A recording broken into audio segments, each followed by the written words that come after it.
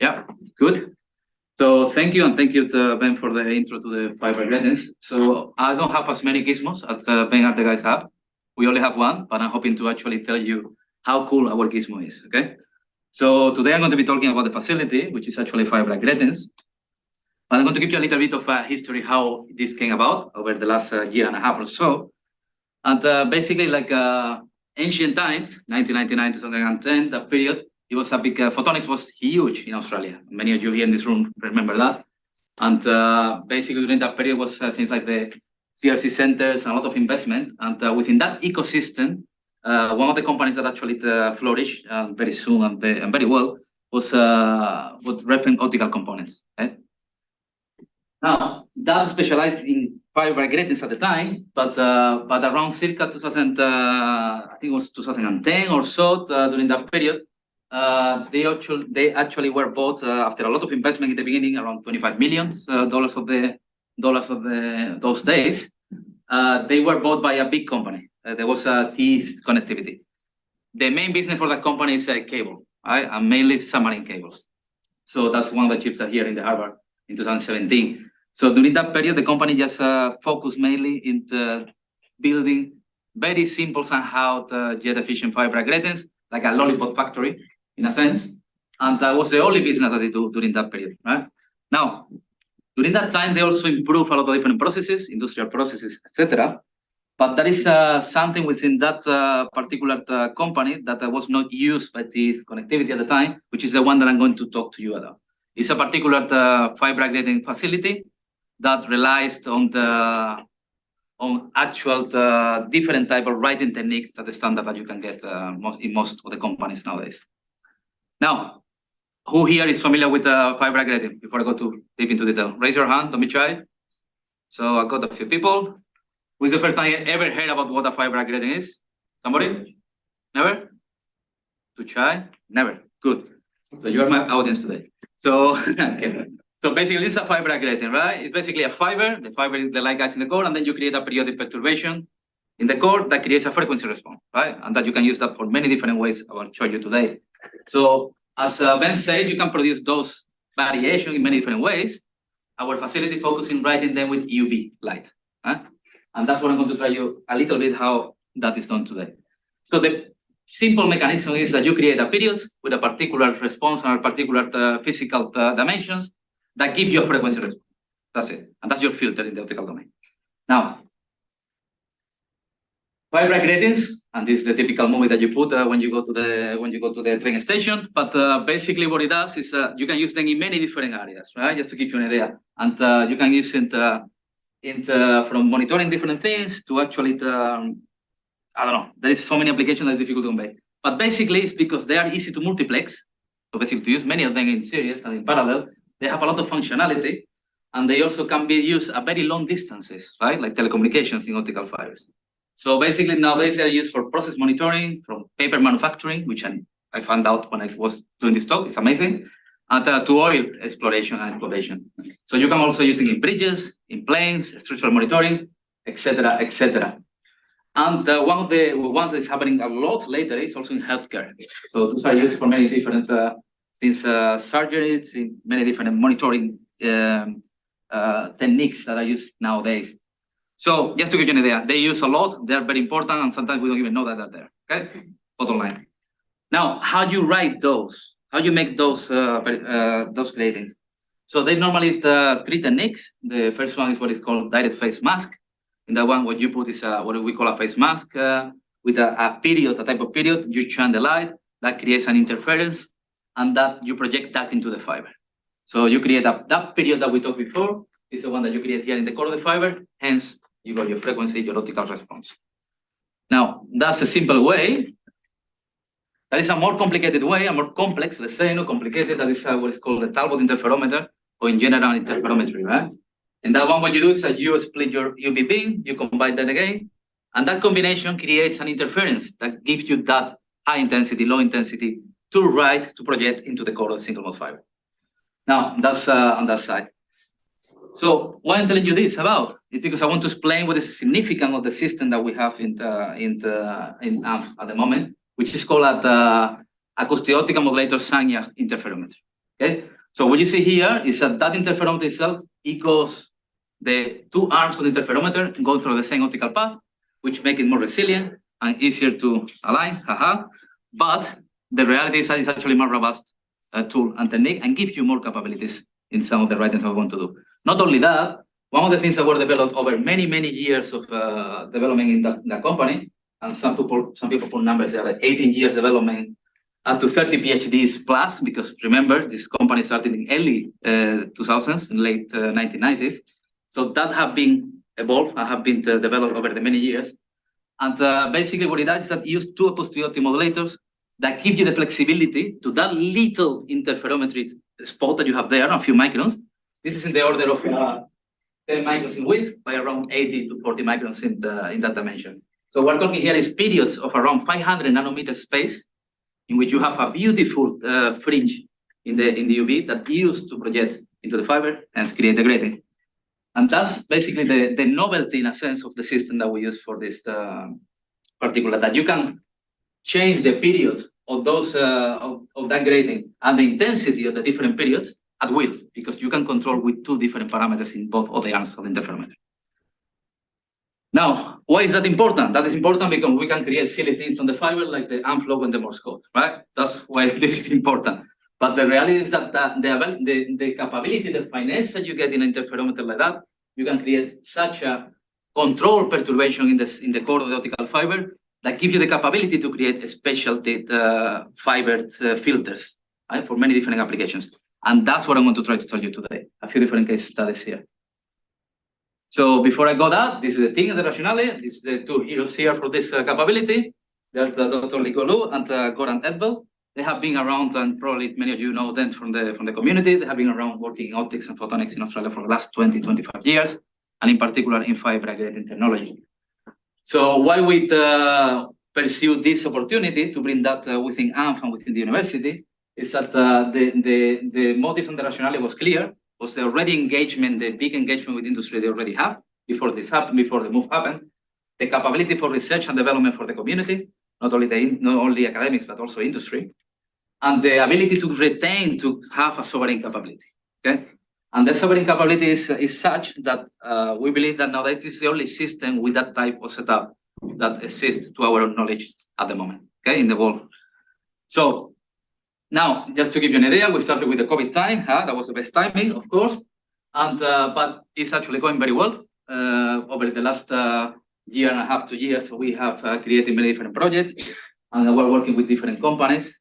And one time, what I'd like to see about the impact of things, what I like to do is actually see the variety of places, areas that we go to work with. And you hear this in a quick shot here.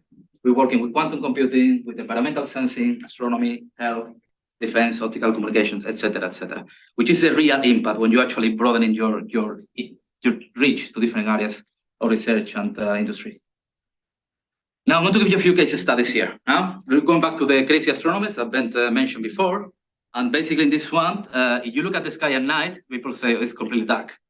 But that's not the reality. At night, the sky is 10 times brighter that day. The only thing that is in the infrared wavelength that you cannot see.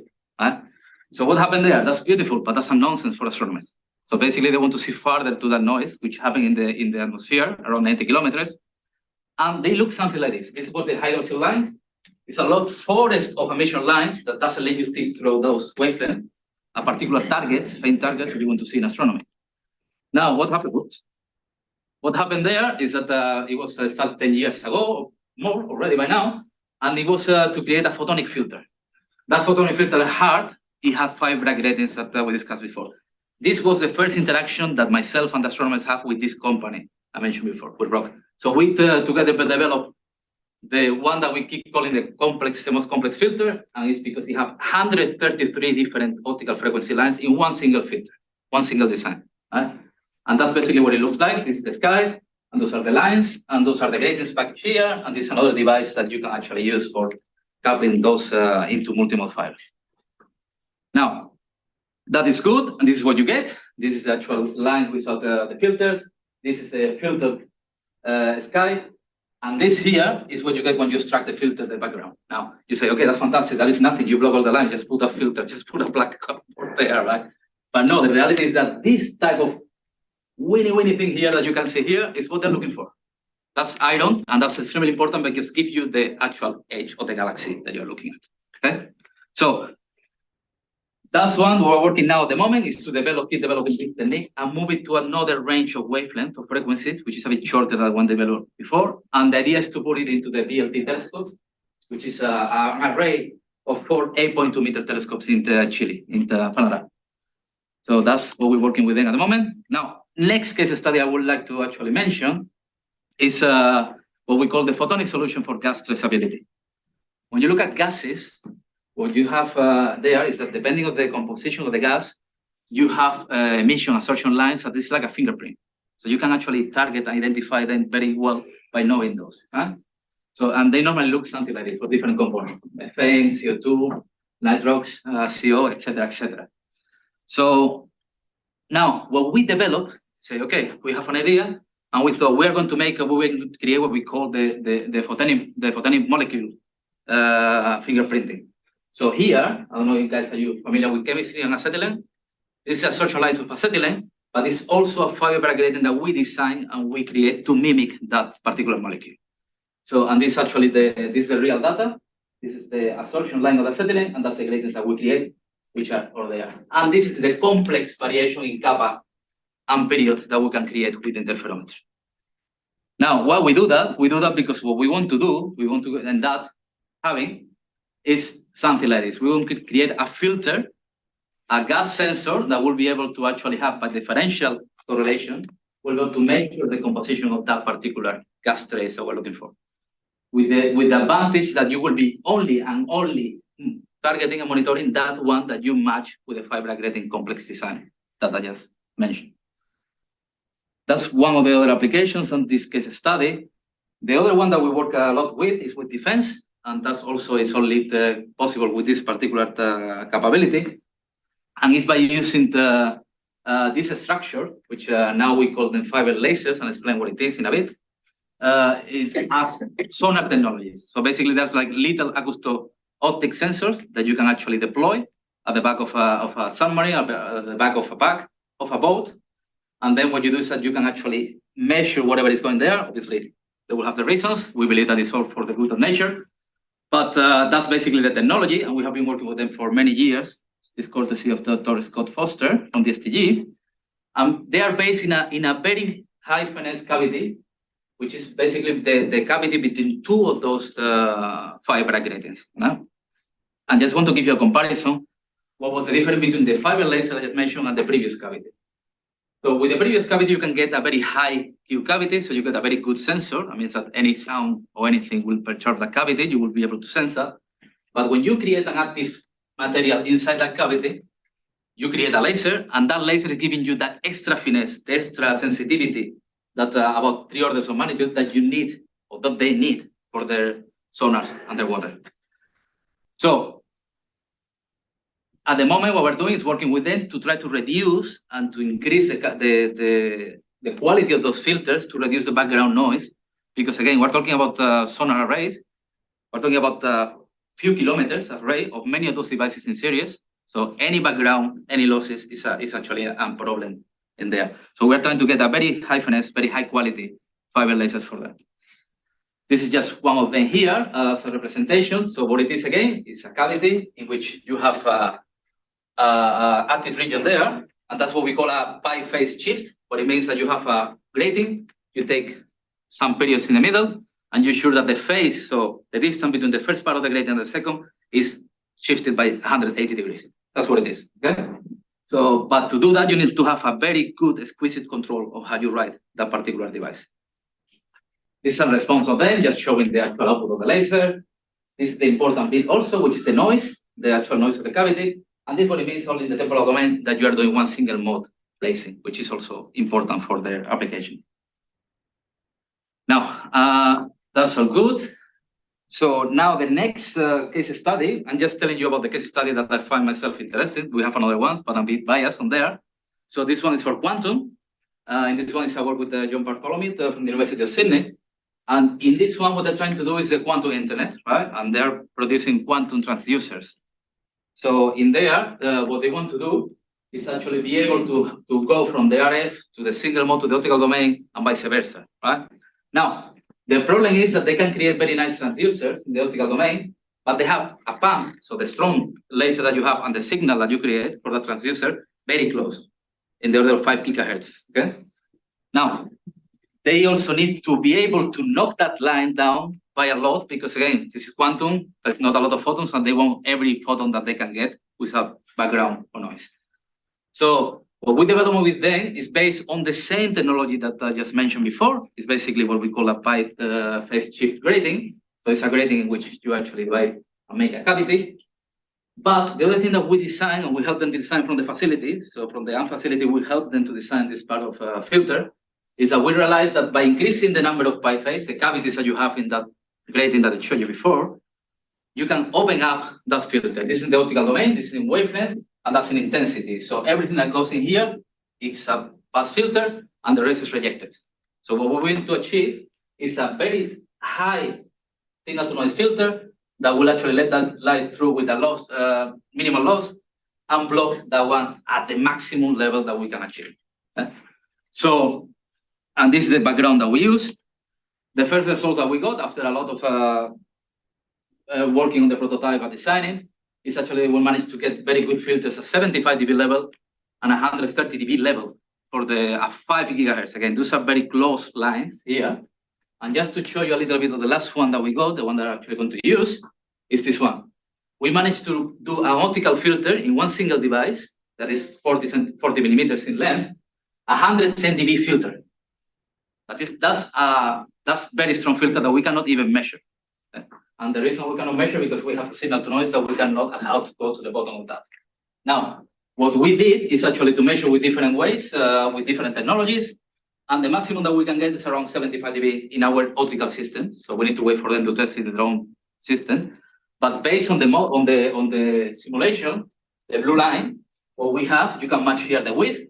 We know for sure that this filter at 40 picometers is more than 115 dB. Okay? And that's with an insertion loss of 0.5 dB. So I think that is a fantastic filter, and they're very excited about it. And that's one of the developments that we're going to be doing this year. The other one that we're doing, and this is a shout for my colleagues here at Macquarie, is we started recently collaborating with them with Smart Concrete. I don't know, Martin is not here today, right? I guess it's not. We'll come later.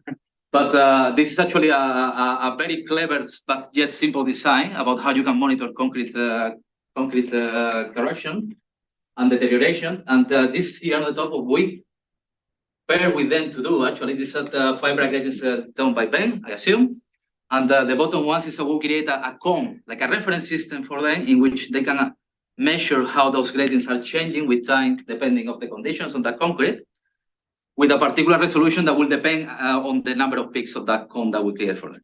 So the reason why we can create those fine cones is because we have a very exquisite finesse interferometer. So that means that we can actually put more and more peaks together, still keeping the signal to noise, the high extinction ratio between them. So that's what we did. That's what the challenge. We went to meet them and they challenged us to say, okay, can you do that for us? And we're very happy to collaborate with our colleagues from Macquarie. So what we created was this design, and that's the filter, and that's the final product that we delivered to them. That was a good stuff, and they were quite happy, I guess. But then Martin came back and said, no, look, I want 17 channels, I don't want 5. So we started working there again, and that's actually is happening right now. So the goal is try to make 17 channels in 1.7 nanometer period with a extinction ratio of more than 50 dB with some constraints in length, like 30 millimeters or so. So we can only do that because that interferometer that I showed you before. If you want to do that with another type of fabrication technique in fiber grating, it's extremely difficult. So that's good, and that will happen. It's just the laser is coming up. We'll promise we'll deliver. Now, other thing I want to mention, just a couple more. How I'm doing with time? Good? Yeah. I just got a few more things to show you quickly. We're also moving to different wavelengths here because the advantage of that system that we can have different, we can write gratings at many different wavelengths by adjusting only the optical system in certain manner. So this is some work that we started working with the defense because they want to work into micron high power lasers. So what we do is that we have changed the system with a very somehow, again, simple but clever design in which we could put then a bit of goggles, two pieces of glass in the middle, and by a bit of clever alignment by our magician Ligulu, we can target pretty much every part of the spectra from around 1 micron to 2.3 microns at the moment with the facility, and using the same phase mask, so the same piece of expensive optics that we have in the beginning. So that's coming, and that's what we're trying to start developing further for next year for the facility and to be able to offer clients and researchers, etc., different wavelengths. Now, in a nutshell, I've been focusing on the spectral domain, but also the facility can create different designs in the temporal domain, because sometimes the temporal domain of response of those filters is important, especially for telecoms and other applications, in which you can create like a chirp compensation. That is a way that you chirp the response of the grating in the frequency domain, and then you got a temporal response, etc., etc. But just to give you an idea that there is many different designs that we can create, right? And they go from the pulse shaping to extremely narrow gratings. So far, I think that the record is around 10 to 12 picometers width of that filter. And we can also create what they call delay lines for telecom and other applications, in which you can selectively put different timed, different dispersions at different channels for whatever applications in telecom or etc.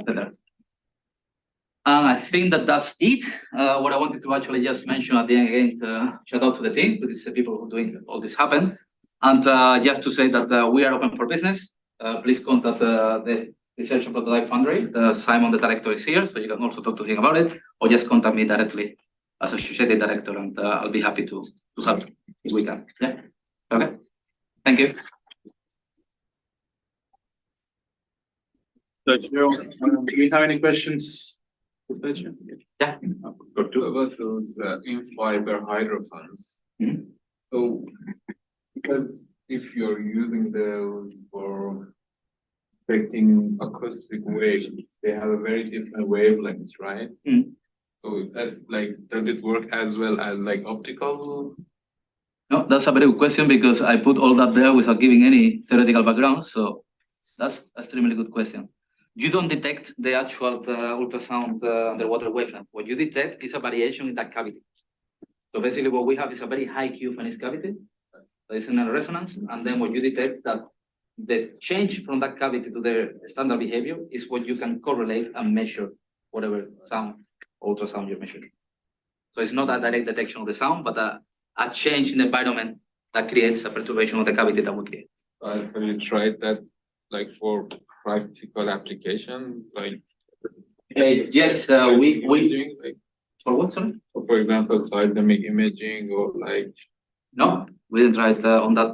At the moment, the only way that we had tried those for the sonar, and also we were thinking to explore it in structural monitoring, but we never follow up with that because they may be too sensitive for that, I'm guessing. But yeah, I mean, applications are open, so it's up to you guys to tell us what you want to use them for. Companies, I guess. Yeah.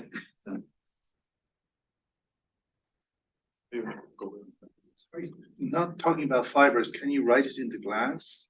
So for instance, could you make a prism using 2 fiber Bragg gratings? What do you mean? This normally all those fiber gratings are basically a fiber structure, because we explore the property of the light being guided in the core, very confined, very long space, and then we create perturbations to create that filter response in fiber. So we don't do anything in the Fibre.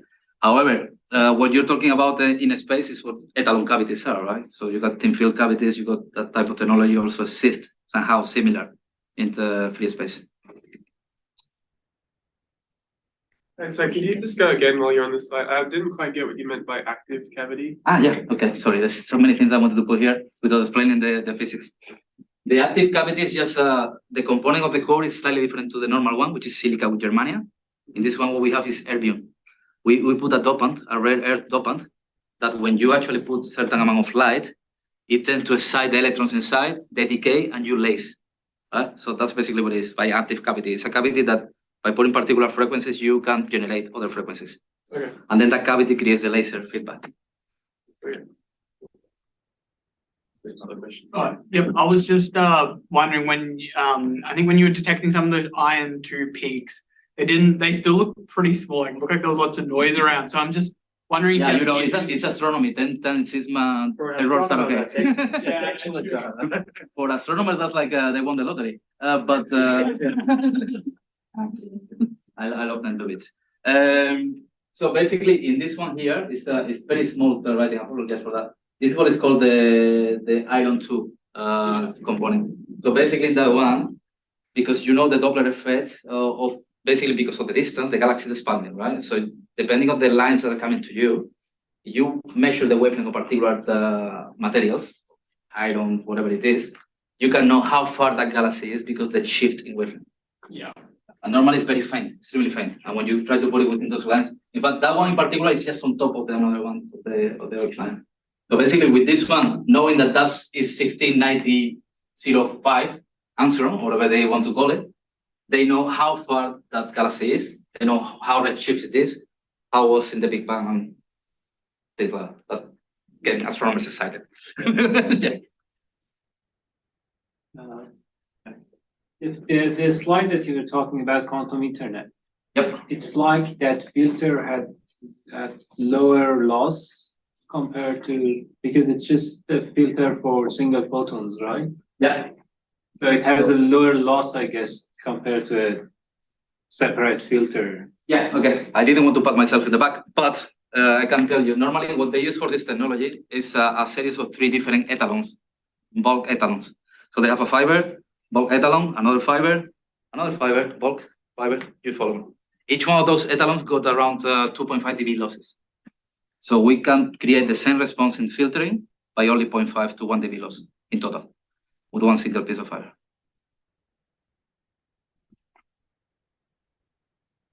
Any more questions? I do actually have one question because we've got a couple of minutes left.